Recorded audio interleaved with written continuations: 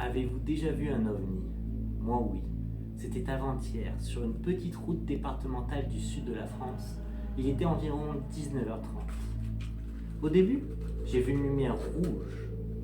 Puis, en y regardant de plus près, j'ai vu des reflets un peu rosés. Ensuite, un goût de fraise très prononcé m'est apparu en bouche. À la fin, un sentiment de bien-être m'a envahi le corps. Ouais, j'arrête de dire des conneries. Pour le vin d'aujourd'hui, c'est un vin rosé, bio, non millésimé, qui s'appelle l'Atypique, qui est fait dans la région de la Dordogne par un certain Thierry Baudry. Alors, pourquoi l'Atypique?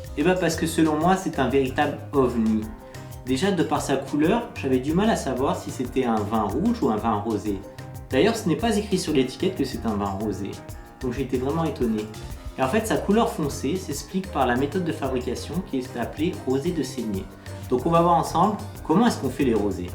Alors, dans un premier temps, il faut savoir d'où vient la couleur du vin. En fait, la couleur du vin, les pigments, ils viennent de la peau du raisin. Plus la peau du raisin est épaisse, plus le vin va être coloré.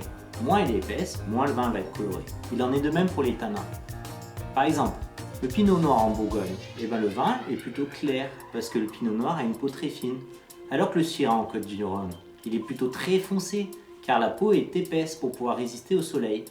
Alors, comment fait-on les rosés? Est-ce qu'on mélange du vin rouge et du vin blanc? Non. Ça, c'est strictement interdit en France, à part en Champagne pour les champagnes rosés. Alors, pour faire du rosé, il y a deux méthodes. La première que l'on peut appeler pressage direct. Comme pour les vins blancs, on presse le raisin et on garde le jus pour partir en fermentation. De cette façon, le rosé aura une légère coloration parce qu'on utilise des cépages rouges. L'autre méthode s'appelle rosé de saignée, c'est le cas pour notre atypique. En fait, comme pour les vins rouges, on va laisser la peau du raisin macérer quelques temps avec le jus.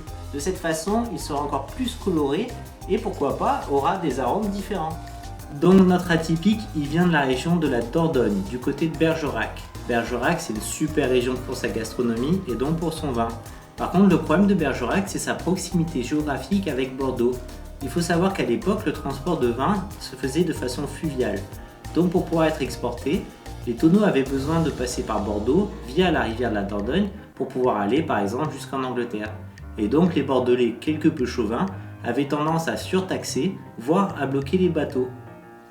Donc voilà, en fait j'ai adoré ce vin pour trois raisons. La première raison, c'est ses arômes, c'est très prononcé sur la fraise. On dirait du jus de fruits en fait, c'est ce que j'appelle un vin de soif, c'est parfait pour l'apéritif. La deuxième raison, c'est son producteur Thierry Baudry.